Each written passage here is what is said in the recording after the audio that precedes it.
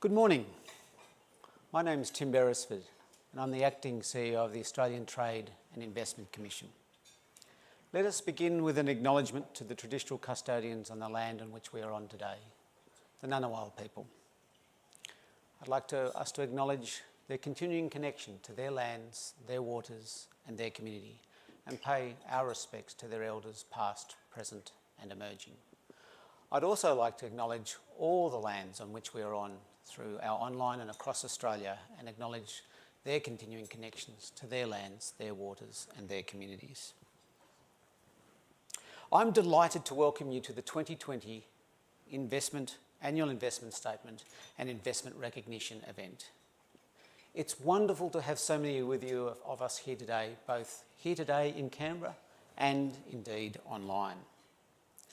It's a great pleasure to have Minister Birmingham here today, which may well be one of his last official functions as the Minister for Trade, Tourism and Investment.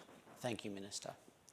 Thank you for your leadership and your championship of trade, tourism and investment over the last couple of years. Thank you.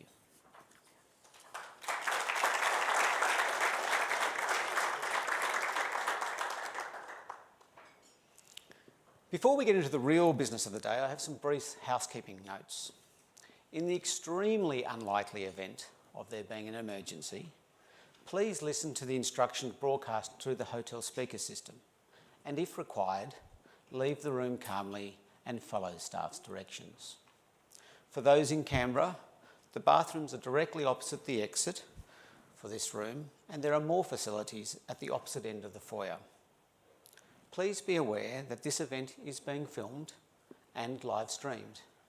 If you don't wish to be filmed, please advise our event staff. Although the pandemic restrictions have been thankfully eased here in ACT, we do ask you observe social distancing and remain in your seats at the end of the event for some COVID-safe networking. Sanitising stations and tissues are available throughout the building and we are tracing attendance.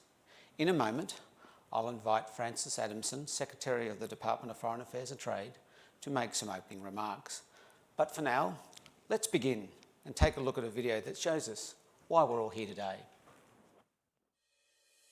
With our stable business and regulatory environment, skilled, creative and enterprising workforce, and our open economy, Australia attracts investors from all over the world.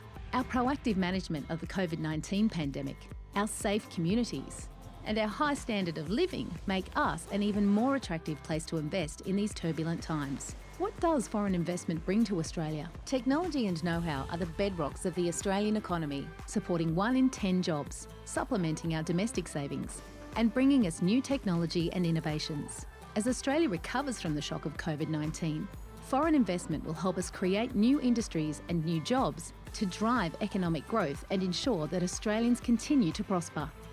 Investment has always been a part of the Australian success story. It made us the home of the world's largest lithium-ion battery, the developer of the first needle-free vaccine for the Zika virus, a world leader in solar power farms, and a first mover in the circular economy with projects from Perth to the Latrobe Valley turning waste into energy. From Townsville to Kangaroo Valley, we have seen foreign investment reinvigorate communities, while venture capital from overseas revs up our startups so they can take on the world. It's not just new investment. Many international companies are reinvesting in Australia, doubling down on their initial commitments because they have learned that Australia always delivers. Investment is a key contributor to the Australia we all want, a nation with a high-tech workforce, with industries of the future and opportunities for young and old. A stable and prosperous nation with the capital and innovation to make the most of our resources.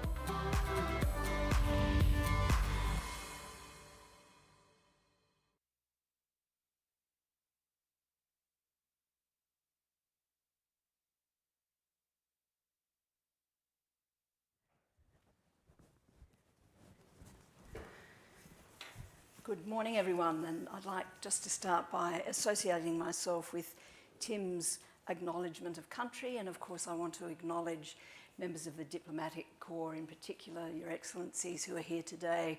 I know that you work so hard not only on our diplomatic relationship to take that from strength to strength, but our trade and investment relationship also. And I want to also acknowledge the very strong partnership between DFAT and Austrade. We used to say that we worked hand in hand. I think probably we now say we work elbow to elbow, but we do work very closely indeed.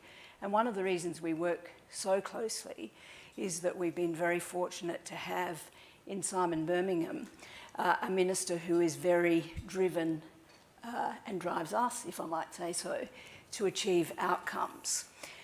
Much of his work this year, if we cast back to the very beginning of the year, had a strong tourism focus for obvious reasons, as bushfires across Australia wreaked damage, and he encouraged everyone to think afresh about tourism and to help those regions most directly affected. He's also had quite a bit to say about trade matters, as many of you will have noticed. I think, Simon, there were 8 transcripts yesterday, unless I missed one, on important trade matters that are engaging us at the moment too. But he's also always had an eye to the long term. And whereas so much of what we've all done in the course of this year has been focused on the immediate or the very short term, ministers always had a focus on the longer term, on how we can drive economic recovery together.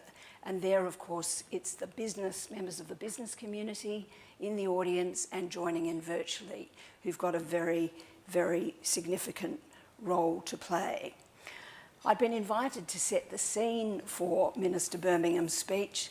I've decided that I'll let him set the scene entirely himself. I know as a speaker it's much easier if you start with a clean slate.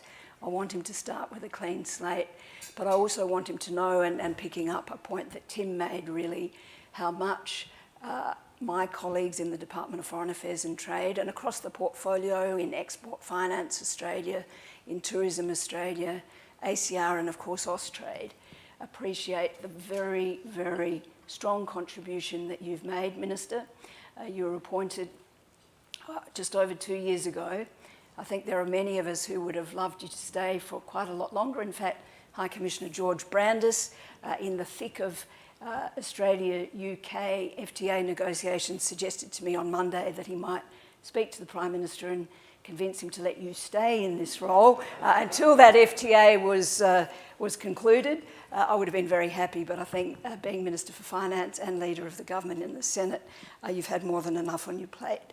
But it's really important as we end this year that we do bring ourselves back to the longer term, that we do think about investment, that we do think about the advantages that Australia offers, the contribution that investment makes to a stable, peaceful and prosperous Indo-Pacific, about which the Foreign Minister spoke a week ago. So with that, let me thank you most warmly, Minister, for everything you've done with us. We'll be with you. We don't quite know how many days we've got between now and then, whenever it then is, but we promise you we'll make every day count. Please welcome Senator the Honourable Simon Birmingham, Minister for Trade, Tourism and Investment, for the purposes of today's annual investment statement. Thank you.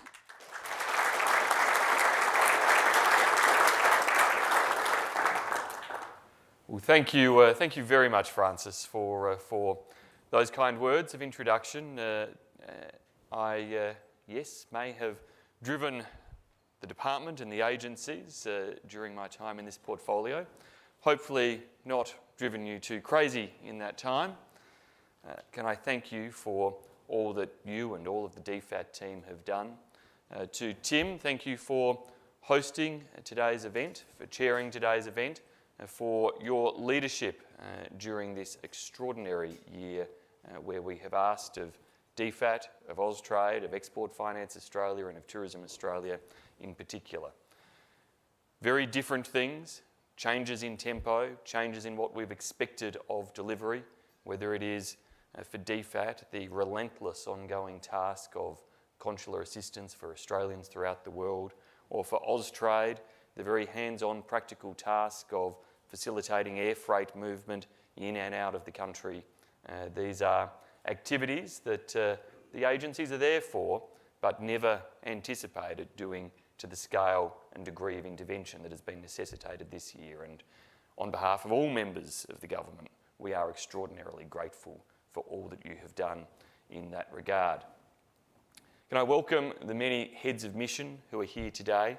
Thank you very much to the members of the Diplomatic Corps for joining us and for your support for all aspects, particularly of our trade and investment relationships, of which we always emphasise the two-way nature and the important part there of us working in such a complementary way. To our international business chambers, the other leaders of business and industry, the many distinguished guests, and of course some of our award recipients who we will turn to shortly. Thank you all for joining us, and thank you for anybody who has tuned in to the streaming as well.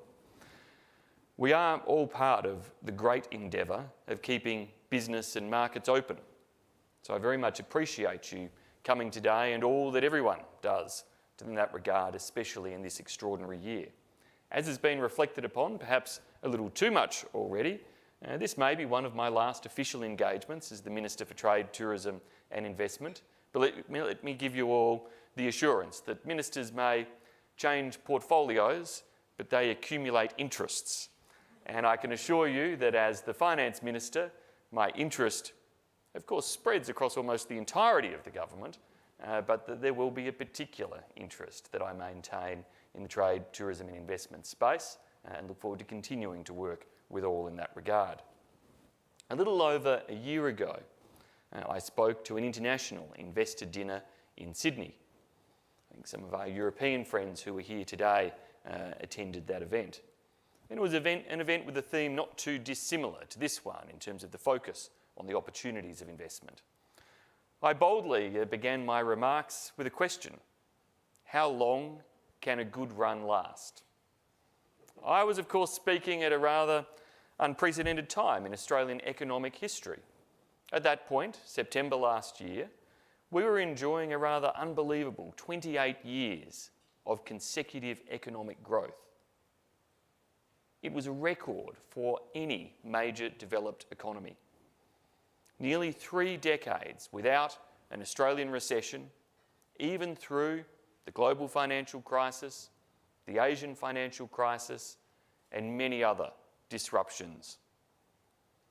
I boasted that it was a record that any sporting team in the world, from Manchester United to the Boston Celtics to the All Blacks to Australia's Hockey Roos, or certainly my struggling Adelaide Crows, any of them would have envied.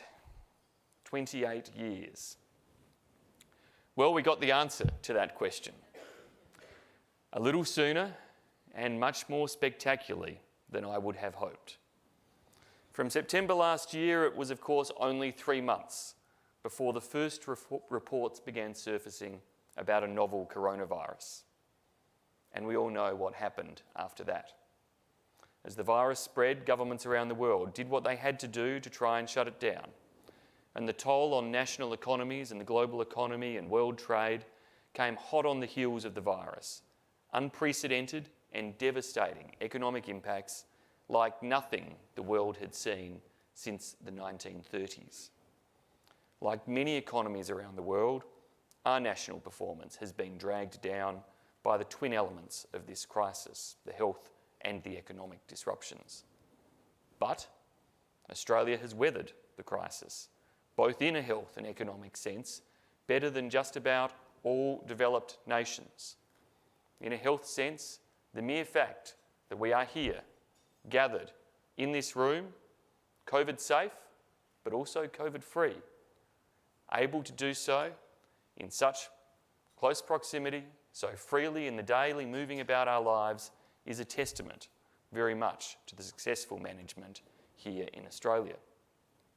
Economically, we entered the crisis with a balanced budget, strong employment and a trade surplus.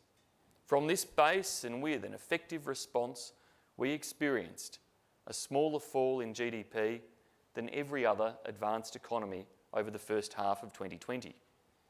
And that means we positioned to come out of the crisis and go into a steady recovery over a sustained period of time.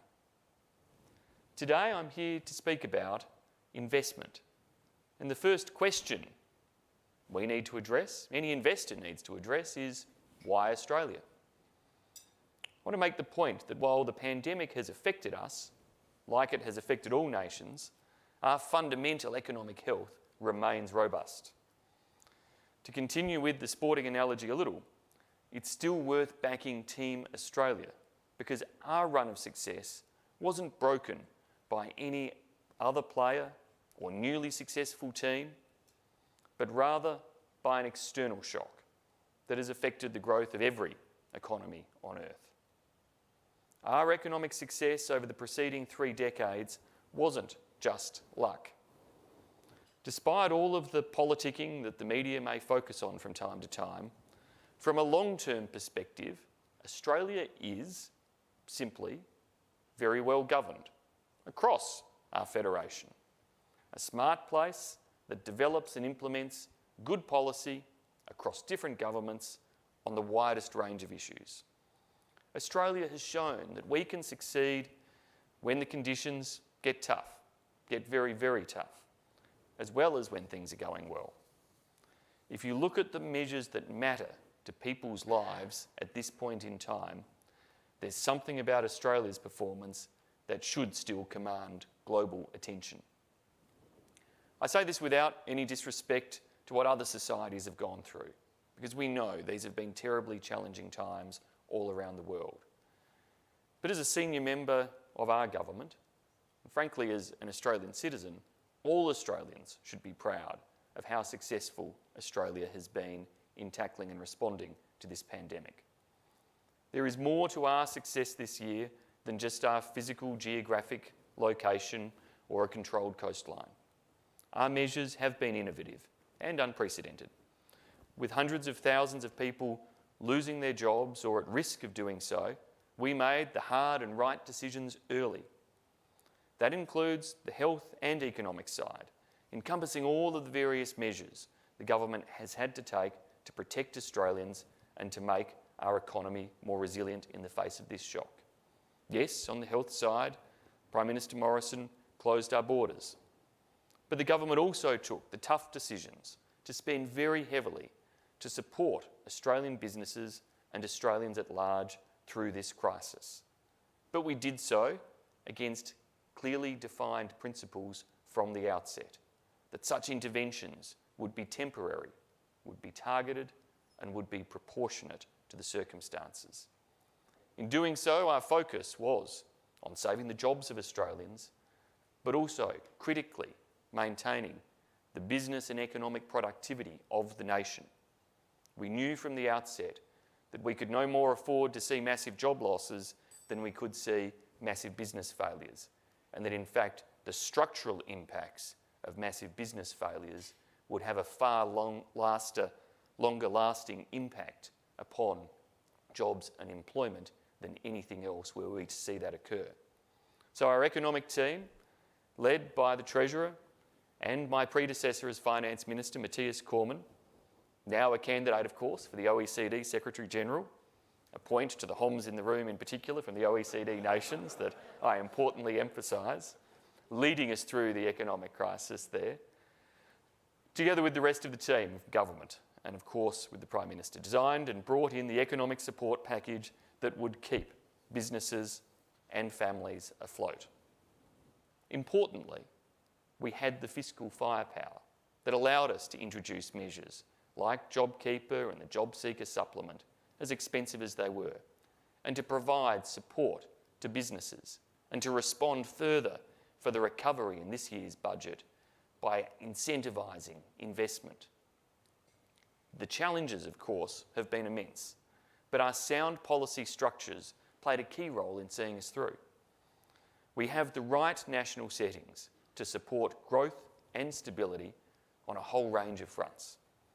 We have a strong and healthy democracy with a vibrant media, where people who peddle untruths or unsound policies are quickly discredited. We have leaders who listen to science and evidence. We have strong national institutions, often with genuine independence from government, which stand up for their statutory duties and core missions and do so with integrity. We are clearly an open economy that has long thrived on competition, innovation, and being prepared to give it a go. But at the same time as being open and a freewheeling market economy, We have robust regulatory mechanisms and institutions, financial cops who police government and market alike.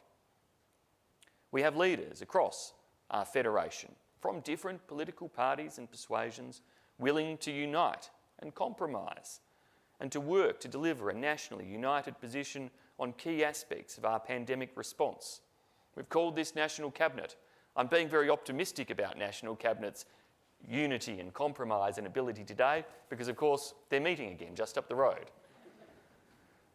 We stood this up in real time, a new approach to our federation and cooperation, knowing it would be a tough, contested space where policy arguments would occur, but recognising that we needed all arms of executive government across the federation working together. And by and large, they have. We boosted a range of health and mental health supports for Australians too, under our world-class public health system. Now, in December, we are seeing the benefits of our sustained efforts, with a recent Reserve Bank of Australia report confirming that JobKeeper alone saved at least 700,000 jobs. This support still has a long way to run, and our endeavours to restore employment and opportunity remain as we pivot in accordance with those initial principles of support being temporary, targeted and proportionate, which means the nature of that support obviously changes over time. But already, the ABS confirmed last week that Australia has emerged, at least technically, from our first recession in nearly 30 years. Even though there's no longer in our 28-year streak of growth and that has come to an end, you can see Australia is still in a position of strength, primed for the journey of economic recovery and with most of our domestic economy back at work. Another key plank of our economic resilience is trade. And here the government is continuing to forge closer economic relations with other countries through an active agenda on free trade agreements. Agreements with Hong Kong, Peru and Indonesia all entered into force just this year. PACER Plus, the regional agreement between Australia, New Zealand and several Pacific Island economies, will enter into force this Sunday, 13th of December, an opportunity indeed to make sure we continue our crucial role of supporting the recovery of our Pacific Island family and friends. The government is also busy negotiating new free trade agreements, building on those that entered into force this year and the many others that we have delivered in recent years with the UK, with the European Union, with the Latin American countries of the Pacific Alliance. Following signature of the Regional Comprehensive Economic Partnership on 15 November, we are now working towards ratification, while also exploring a comprehensive economic cooperation agreement with our friends in India.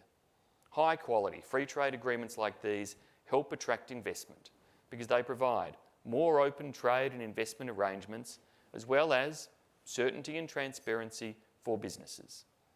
They, like many global institutions, are not always perfect, but they do provide clear steps forward and new opportunities. They also support, in terms of the range of agreements I've mentioned, our market diversification strategy and will be a key part of our economic recovery from COVID. You can see why all of us, should be bullish about Australia's future. At the heart of why we are here today, and indeed as we went into 2021, is to send the message that Australia will continue to welcome foreign investment as we reshape Australia's economy in the rebound from COVID. Foreign investment is critical to the success of any economy. It brings capital, innovation, technology, skills and know-how. Such investment has always given Australia's economy depth and resilience. It has stimulated growth and has added to our prosperity, enabling jobs, services and opportunities for Australians. And it will do so in 2021 and beyond too. Capital from overseas has helped Australia, with our relatively small population, to capture tremendous opportunities across our large continent and to enjoy a share of global economic activity disproportionate to our population. It is our economic performance as a country that makes us the 13th largest economy in the world, that gives Australia a seat at the G20 and that helps to make us an influential global middle power. Australia is better placed to compete in an integrated global economy because foreign investment provides for much needed infrastructure and enhances Australia's skills base. Some of Australia's most important industries are underpinned by foreign investment led still by our traditional partners like the United States and Europe. For years now, the United States has been the strongest direct investor to Australia's economy. Total US FDI stock in Australia in 2019 was $205 billion. The UK too, unsurprisingly, has historically been a major investor, but it still remains so. In 2019, it was our second largest investor, with $127 billion in FDI stock. Japan continues to be our largest investor from within the Indo-Pacific region and is our third largest source of direct investment, providing $116 billion of FDI as at December 2019. The countries of the European Union too are major investors in Australia. Taken together, the EU, without of course the UK, is our fourth largest source of FDI in terms of stock, at $111 billion in 2019. FDI from these countries continues to be fundamental to the growth of our mining, manufacturing and financial sectors, along with many others on which our economy relies. Companies have long recognised Australia's educated and creative workforce, our proximity to Asia, our focus on innovation and R&D, and our robust economy. Despite the crisis, companies are continuing to vote with their feet. Of the 2,419 foreign investment applications that the Foreign Investment Review Board received to October this year, 1,450 of them would have been received even without the temporary $0 threshold that was put in place in response to COVID. This, of note, is more than the 1,280 applications received in the equivalent period last year. Despite the pandemic, investors showed that they are attracted by the opportunity and stability Australia offers in a whole range of business areas. French utility Neoen is pressing ahead with bold investments here, especially in the renewable energy space, working with Austrade since 2013 on a strategy to enter the Australian market. In April, Neoen confirmed plans to build the world's largest battery near Geelong in Victoria. Likewise, United Arab Emirates resources company Masdar, also known as Abu Dhabi Future Energy Company, is building a $511 million greenfield resource recovery facility in Western Australia, expected to be operational by the end of 2022. Over the last decade as well as this year, we have seen strong investment from China in areas as diverse as minerals, LNG and agriculture, through to food processing, major infrastructure and tourism. We are keen to see and welcome more of this. Japan's Marubeni and Hong Kong's MTR Corporation have invested millions of dollars in the Sydney Metro City and Southwest PPP project, Australia's largest public transport project. Vancouver-based Asterion is developing the world's largest medicinal cannabis facility on the outskirts of Toowoomba, an investment that could lead to an annual $2 billion export business. In January 2020, Novartis announced a commercial agreement with Cell Therapies to manufacture Novartis's cancer treatment, Kymriah. And in April, Hong Kong's CVX Semiconductor launched its engineering and research capability in Adelaide. Wipro, one of India's leading tech companies, opened a new cyber research development centre in Melbourne in December of 2019. There are many more such examples, and importantly, I could give similar examples of outbound FDI, of Australian companies making investments in many other countries around the world. Australia supports foreign direct investment because we know it is good for Australia. In all, foreign direct investment supports approximately 1.2 million or 1 in 10 Australian jobs. These companies contribute 1/4 of total Australian business output They paid wages and salaries to workers in Australia, valued at some $82 billion, and they contribute 14% of Australia's total tax revenue from business. Equally, Australians expect investment in Australia to be on our terms, on our rules and in our interests. That has always been the strong position of our government, as it is of governments right across the world. Australia welcomes foreign investment for the significant benefits it provides, but also ensures that investments are not contrary to the national interest. To do otherwise would be to undermine the social licence that welcomes, allows and facilitates foreign investment. To remain competitive, we've been strengthening our foreign investment regime to protect national security while also seeking to make it easier for business to invest here through a new package of measures and reforms. A more timely, consistent, reliable and predictable investor experience must ensure that we continue to realise the benefits of foreign investment in Australia while maintaining community support and confidence. I'm pleased to speak here today following the passage in the Parliament this week of our full suite of foreign investment reforms, which will come into effect on the 1st of January and I trust provide those positive outcomes and experiences for potential investors. As well, Australia has a disciplined policy framework for investment. This year, I set 8 national priority areas to guide our investment attraction and focus, from resources and energy to advanced manufacturing, digital technologies, agri-food, health, infrastructure, including in tourism, and the circular economy. Austrade has a dedicated investment focus and a network of 111 offices worldwide working hand in hand, elbow to elbow or otherwise, with our DFAT team to help turn the aspiration in those crucial sectors into reality.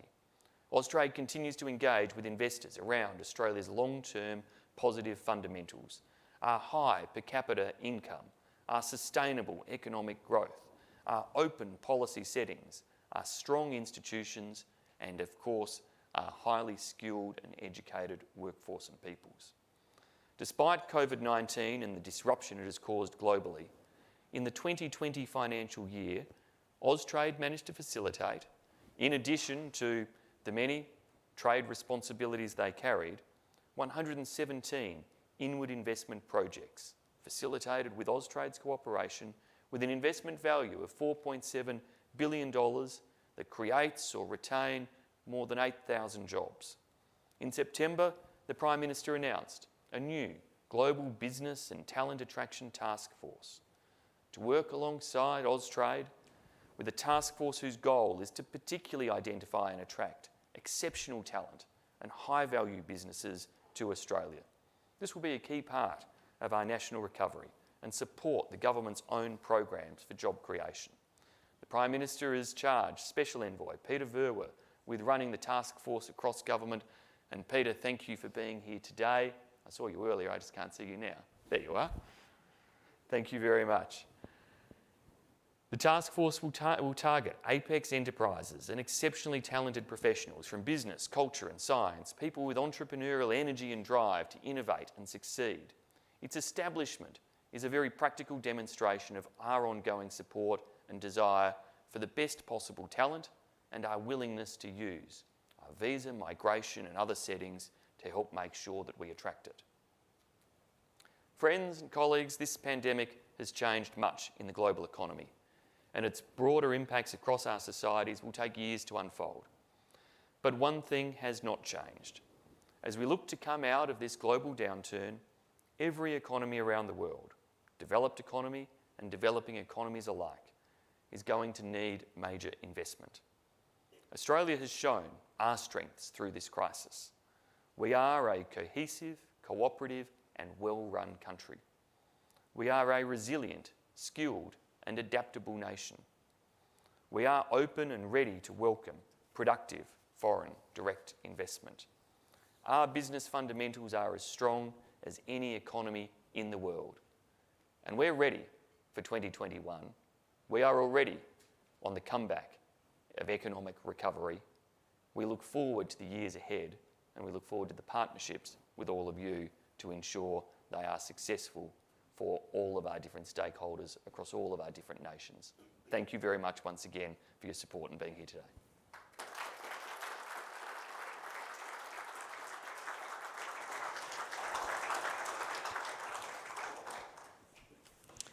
And I think I'm staying here, aren't I? You are staying here, Excellent. Minister, There with we me, go. yes. I remembered the run sheet. Yes.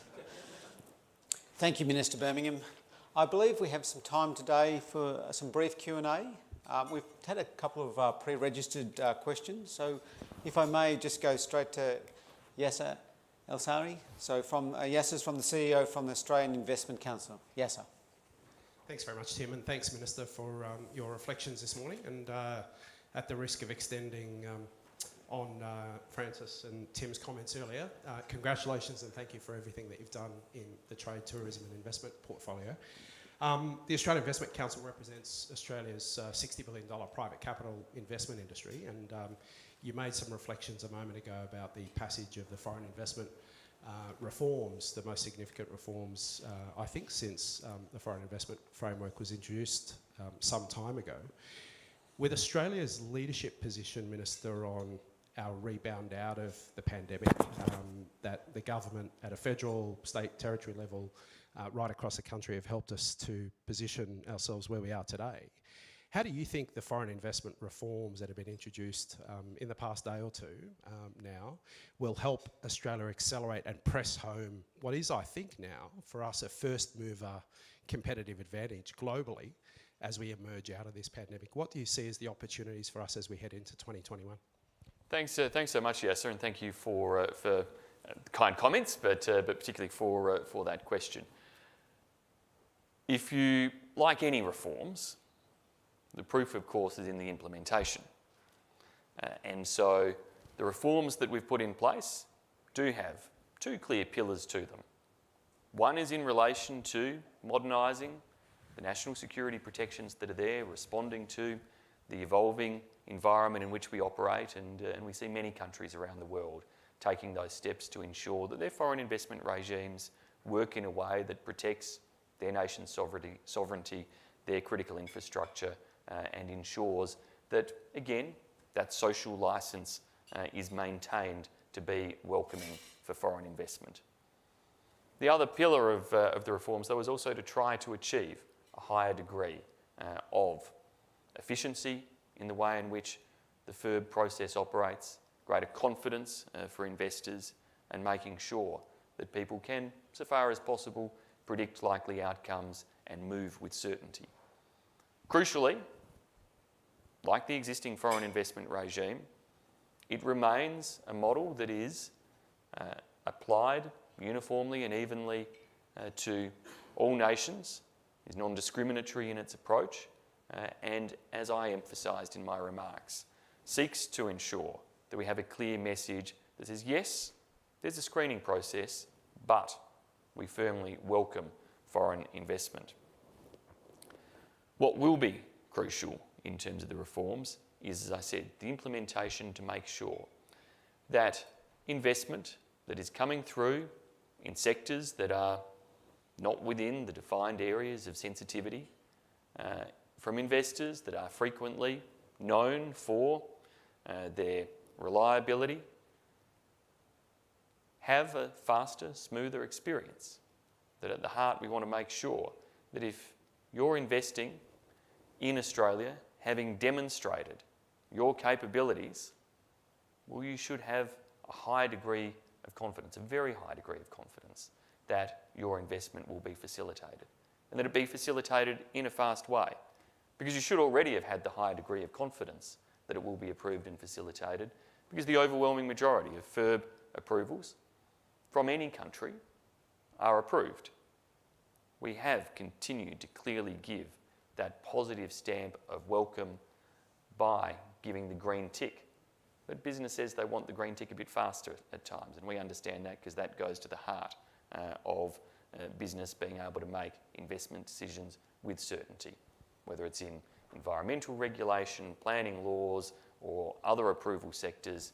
We as a government often espouse the need to try to make sure that business gets the certainty of faster approvals without compromising on the standards. And ultimately, that's the dividend we've got to look to in terms of the implementation of these reforms, which aren't just the legal reforms, but also additional resourcing being provided to the Foreign Investment Review Board to hopefully make sure that their systems can deliver that most positive experience for our investors. Thanks, Minister. Thanks, Yasser. A second question is from Professor Veronica Taylor from the Australian-Japan Business Cooperation Committee. Professor. Thanks so much. Minister, you mentioned the importance of Japan in your remarks, and last week we saw some spectacular success from the Japan Space Agency, JAXA, and its Australian partners in delivering a very successful mission by the Hayabusa 2 satellite. Against that background, what do you see as the outlook for science and technology investment in and with Japan, but more broadly? Thank you. I was reading the other day some notes around the Japan relationship, and apparently it's the 40th anniversary of the Australia-Japan Scientific Cooperation Treaty. Now, our relationship has gone only from strength to strength since then, but it is a reminder of the length of history, not just in the areas that people expect, like the trade in resources that has been so long-standing, but in terms of those fields of scientific cooperation with such a valued partner like Japan. And yes, as South Australians, Francis and I, just to make sure, I might have been living here and elsewhere around the world for a long time, but I know where her heart lies. As South Australians, we're thrilled to see another step in terms of the re-emergence of our state and nation in terms of the scale of space industry cooperation and activity. Our government's decision to establish the Australian Space Agency a couple of years ago was, as I think I had to explain to people at the time, not a decision to try to put Australians on the moon or the like, but a decision to make sure that we were seizing the opportunities that our geography, but also our skills and technology and innovation provide to achieve more in terms of space industry and development, recognising that the technologies that spin around the globe above us are only going to continue to grow in their impact, and that we have both the geographical advantages that allow for the takeoff and landing, if you like, of satellites and other aspects of space, but also within that the skills, technology and know-how to contribute as we have in a long time. So I think the establishment of the Space Agency, the complementarity that has with the large step up in terms of our defence investment in recent years, and the complementarity of those sectors for the development in and investment in defence industries and space industries are huge parts of the focus for potential cooperation around the world, and they do all rely upon that cooperative approach. But so too in terms of technology advances with nations like Japan is of course in the energy space and emerging opportunities that we share, especially in fields like hydrogen, where we see immense enthusiasm for cooperation from partners in Japan, Singapore, Korea, Germany, with whom we signed a hydrogen cooperation agreement recently in the scientific field, and many others, where again Australia's history in the trade and export space as a reliable partner supplying high quality energy and resources to other nations in our region is now an opportunity also to pivot or to build upon that in the new fields of technology like hydrogen, in terms of the potential supply still of resources essential to regional growth and development. But again, doing that in partnership and welcoming the fact that we have investment partners from Japan and other nations willing to sustain the development of new hydrogen technology in Australia, to invest in new resources projects, to look and dream about the big scale projects potentially in northwest Australia of linking energy from Australia directly into nations like Singapore are projects of a scale and magnitude that are hard to fathom sometimes, but absolutely can have the transformative effect, particularly in terms of, in the climate space, being able to drive technology change that achieves reform not just in Australia, but overseas as well. If through that cooperation and investment we can drive the price point for hydrogen generation to be low enough and competitive enough, then it's not just our emissions that we're changing, it's a solution for other countries around the world where we will be exporting that solution to them. Thanks, Minister. Thanks, Professor Taylor. And the third and final question is from Jason Collins, the CEO of Australia Europe Business Chamber. Jason.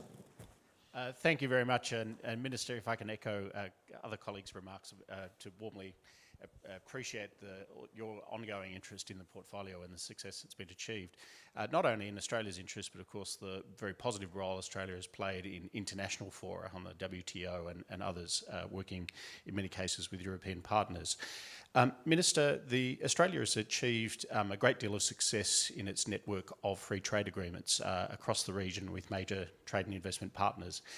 The negotiations with the European Union and the UK will go a step further to substantially complete that portfolio.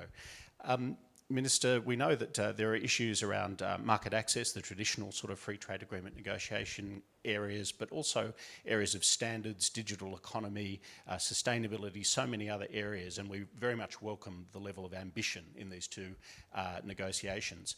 My question is, how do you see the new gold standard, which is very much at the heart of where these negotiations are headed? And we welcome, once again, the progress that has been made to date.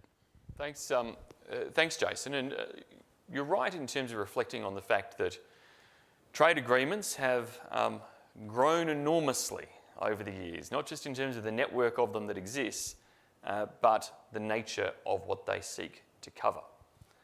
And in many ways, that's a good thing. Sometimes it's a challenge when I forget now the precise number of pages that the RCEP agreement is, but it's 14,000 or something, eye-watering. Sort of question whether perhaps commitments between nations could be made a little bit simpler than that. But it's a good thing that we are able to look at trade agreements as, of course, encompassing the full suite of particularly economic integration between nations, ensuring that we do consider the investment implications and commitments that are made, that we increasingly address the services sectors that enable the mobility of skilled people and the provision and delivery of services in a globally interconnected world where technology means that you don't have to physically be in one place to deliver a valuable service there. And all of those focuses are very important.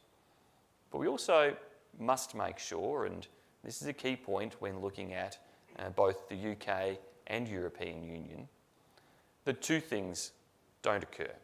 One is that as you seek to ensure you have high levels of ambition everywhere else, that you don't compromise the ambition when it comes to the fundamental basics upon which the pursuit of trade agreements commenced.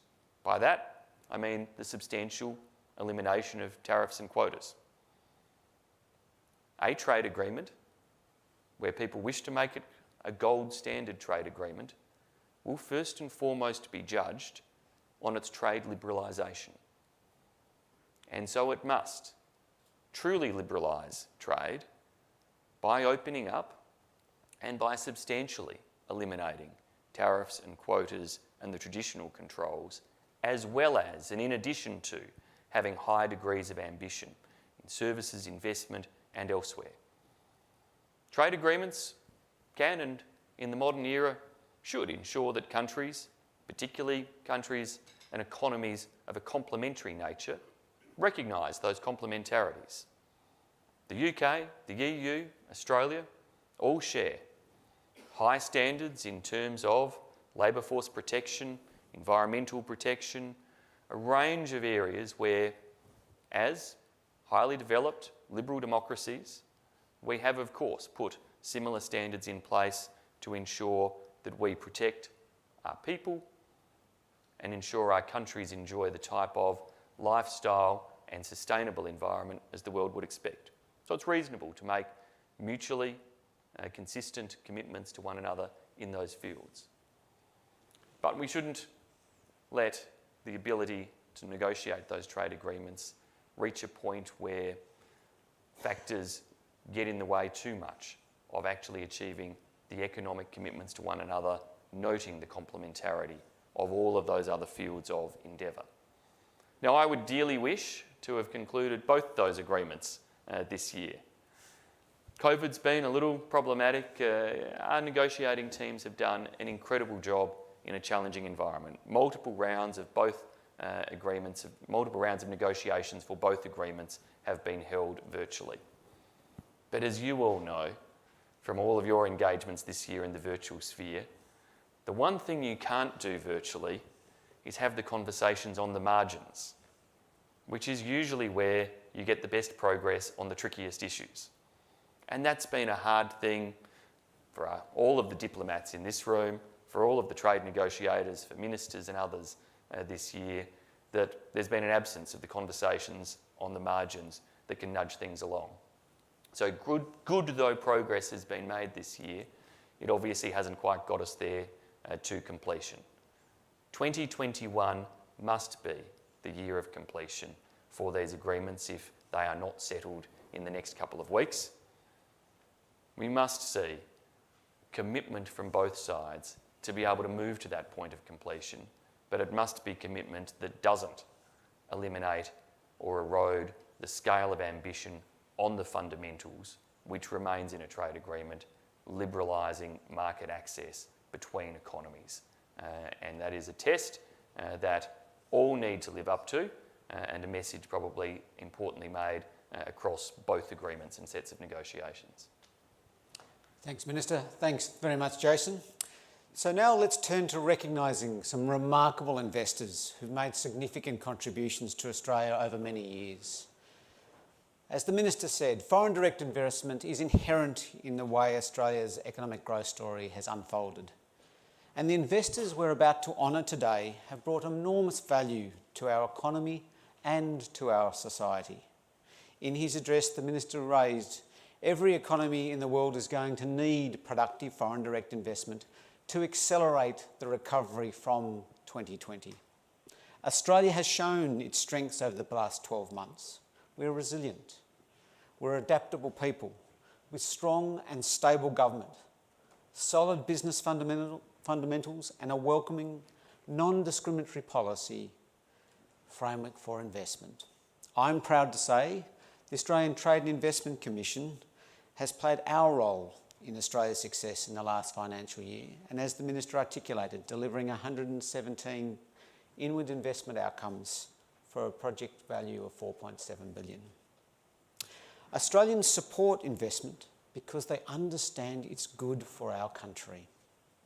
They see it in the jobs that investors create, the technology and skills investors bring to our shores, and the scale and the capital they contribute to maximising our impact on the world stage.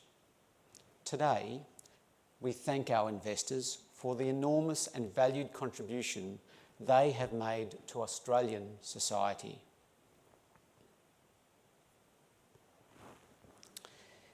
On that note, it is our pleasure to recognise Accenture as our significant investor of 2020.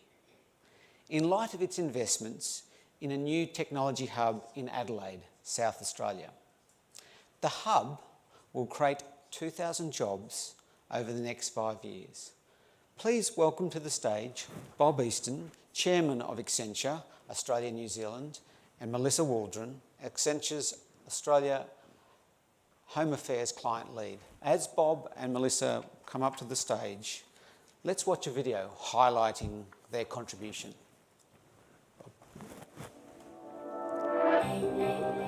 Accenture, recognised for its significant contribution to Australia. Australians are known the world over for being creative and resourceful problem solvers. It's that knack for being enterprising that drew global services business Accenture to establish its next tech hub in Adelaide in South Australia.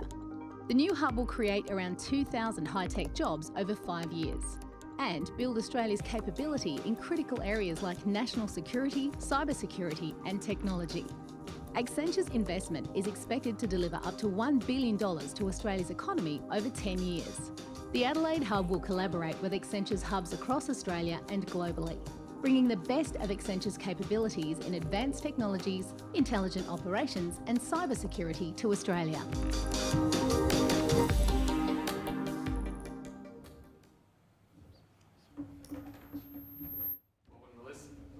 Bob and Melissa, thank you and congratulations. I got a little bit parochial before and now I'm feeling like I probably shouldn't have gotten parochial before. But in any event, I am, of course, thrilled at the commitment to the establishment globally of the facility in Australia that just happens to be in Adelaide, particularly for what it means in terms of work in the defence and cybersecurity spaces and the opportunities that you're seeing there. And congratulations, and love for you to touch a little bit upon the opportunities you see in those environments. Firstly, Minister Birmingham and Tim, thank you very much, and distinguished guests for the recognition. We're very excited by it, and let me congratulate our fellow award recipients, Korea Zinc and my newfound friend Sledgehammer Games. Yes, we focus very much on Adelaide for a number of reasons, but particularly because of the support from the local government there, the skills that are available there. The demand, we see South Australia actually attracting and having demand there, but more importantly being able to attract in from other areas of Australia and internationally, and particularly the skills there around cyber, defence, health, education, and we plan to focus very strongly there. And the opportunities for business recovery, or indeed advice, Accenture gives lots of people advice. So we're asking for some free stuff today. If I was giving advice, actually the best person's Jennifer Westcott there, the CEO of Business Council of Australia. So I'm a bit worried about what I might say now, but I'll have to check in with Jennifer afterwards. But firstly, I would say take care of your people. People are absolutely critical to emerging from this, and their physical, mental and relational needs have been really stressed. I would say double down on technology and security. What COVID-19 has done has actually widened the disparity and the gap between those organisations that invested in technology and security before the pandemic, and you need to really focus on that, because strong digital technology base is critical. I would say skills, really invest in skills. It's roles may be disrupted, but skills are the new currency, and they're critical to a growth of resilient workforce. I would say two more. One is really double down and focus on inclusion and diversity, but particularly gender diversity. I think what has happened during COVID has exacerbated some of the structural inequalities and really had a big impact on female participation in the workplace. And there's a real opportunity coming out of COVID to improve the position, not let it slip backwards. And then the final one is responsible business. A good thriving society relies on, it's one really where human progress, environmental sustainability have prioritised along with economic growth. So those would be the 5 things that I would encourage business to look at. Excellent. Thank you very much. Congratulations again, Accenture, and thank you, of course, for the significant investment commitment. Thank you. Well done.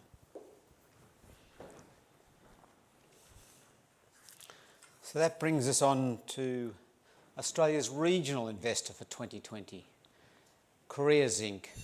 Korea Zinc is being recognised today through its subsidiary, Australian subsidiary Sun Metals Corporation, for its extremely long-term patient capital commitment to regional Australia. Over the last 27 years, Sun Metals Corporation's zinc refinery and solar farm in Townsville have created more than 1,000 construction and ongoing jobs. Please welcome to the stage Ki Won, the CEO of Sun Metals Corporations, and Mark Pope, Executive Director of Innovation at Sun Metals. As they come up to the stage, let's watch this short video. Korea Zinc, recognised for its contribution to regional Australia. For over 2 decades, the world's largest zinc producer has called Townsville home and created more than 1,000 jobs. Korea Zinc built its first refinery in Townsville in 1997. And 20 years later, it built a solar farm to power the refinery, the largest industrial solar project in Australia at the time. In 2018, Korea Zinc expanded its refinery to increase production, creating over 800 jobs during construction and 100 new ongoing jobs. The company is still growing and still contributing to the local and national economies. Korea Zinc is now building a renewable hydrogen facility next to the zinc refinery and investing in upskilling its staff.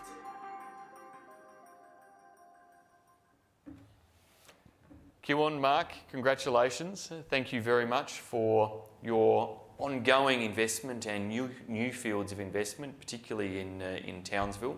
It feels like a lifetime ago that I visited your site, and just seeing those images reminding me of the scale of the renewable energy investment platform that you have made there. A contribution that is a significant one in terms of making Australia one of the world's leading nations in terms of the scale of particularly solar generation and renewable energy generation and investment across our nation and economic landscape. You keep coming back, pleasingly, for more in terms of your investment in renewables and now into hydrogen technologies, but especially into Townsville and regional Australia. What's the driver there that makes you see such particular opportunities? Thank you, Minister. Kiwon and I are honoured to represent Korea Zinc and accept the recognition today. For our refinery, we have access to the Northwest Minerals Province, which supplies about 50% of our ore. We have tertiary institution and trade institutions in Townsville that support with skilled workers, and a deep sea port for container and bulk handling. Into the future, we have had great support from the Australian and state governments through Trade and Investment Queensland and Austrade. We see the utilisation of Australia's A-class renewable assets as our big future play into the future. So we expect to proliferate those assets. Great, thank you. Well, resources, skills, infrastructure policy, a few messages for opportunities of industry that are complementary with what Accenture was saying, but a few messages for government as well in terms of the priorities that are necessary for us to continue to get investment back like yours. And thank you again to Korea Zinc, to Sun Metals for the significant investment in Australia, and what, particularly in a regional economy like Townsville, is just so hugely welcome. Congratulations. Thank you.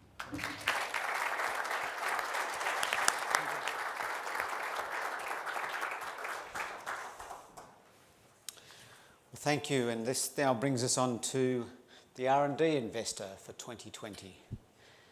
So let's travel south from Townsville to Melbourne, where the R&D investor for 2020, which is making waves in the tech scenes, is Sledgehammer Games. Sledgehammer chose Melbourne as the site for their first ever digital games development studio outside the US. Let's watch a short video. Sledgehammer Games, recognised for its contribution to research and development. The next blockbuster video game could come from Melbourne. That's where Sledgehammer Games, one of the developers of the Call of Duty franchise, has chosen to build its only studio outside the US. Sledgehammer has a deep pool of talent to choose from in Australia. Despite the challenges of a global pandemic, the company has continued to grow here, from 5 staff to 80 in just 12 months, with plans to hire more. Sledgehammer is bringing new high-tech capability to Australia, boosting our already strong reputation for tech innovation, games creation and gamification.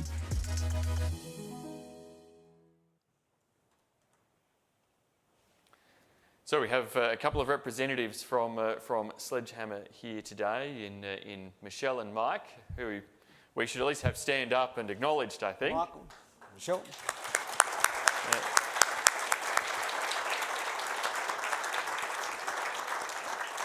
And it's pretty, it's a very exciting and amazing story and sector, of course. And Sledgehammer, I understand, has gone from 5 to 80 staff in just the last 12 months within Australia. choosing, recognising obviously the skill set within Australia for gaming technologies and the like. And I got to have a bit of a chat with Michelle and Mike beforehand, which was very welcome. But I think company policy has me asking you a question, Tim, to read on behalf of Sledgehammer, which is, I guess, to understand why Australia, what has made the proposition for Australia so compelling and unique. Thanks, Minister. No, I'll read the statement. As you'd understand, a US-listed company, so they just wanted us to read the statement. So, when we, Sledgehammer, set out to establish a major games development studio in Australia, it was because we saw such a clear and obvious opportunity. We've had the chance to open a new seam of talent in a relatively untapped market, while building relationships with universities that offer world-leading course programming in game space. This was and is particularly exciting as it was meant that we could directly help to nurture and grow a whole new generation of games developers. We knew that we would find great talent in Australia, and we're happy to say that we've been proven thoroughly correct. From our initial team of 6 that kicked off in June 2019, we have grown to over 80 developers in just over a year. The growth has been phenomenal, and we're going to be expanding again in 2021 to just over 100 people. We have also secured our permanent studio facility in South Melbourne and look forward to cutting the ribbon on our state-of-the-art new space at the end of Q2 2021. We have been really heartened by the support we've received since announcing Sledgehammer Games Melbourne, from industry bodies such as IGEA and from the government, both federally and locally in Victoria. Australia is a great place to make video games, and we're extremely happy to be here celebrating the growth of our new team with you, and we wish more of us could be there in person today. But regardless, we are humbled and excited to see our studios recognised in this way at the end of our first year of growth in Melbourne. Thank you.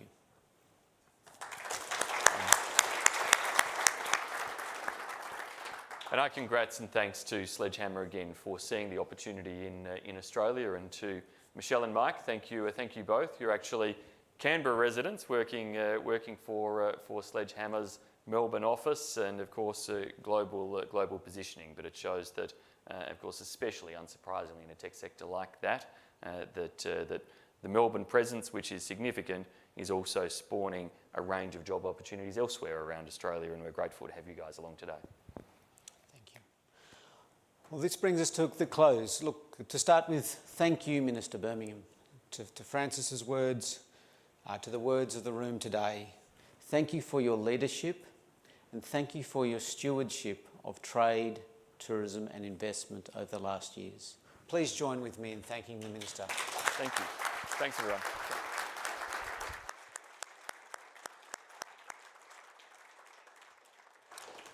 And special thanks to our honoured investors, our distinguished guests here in Canberra and across the country. Could I ask you please to stay seated, and Minister Birmingham will come by, or may come by your tables as he leaves, for some COVID-safe networking. Yes, the year of 2020. Our recording of today's event will be available on the website, on the Austrade website. Again, thank you all for joining us. Take care and stay safe. Thank you.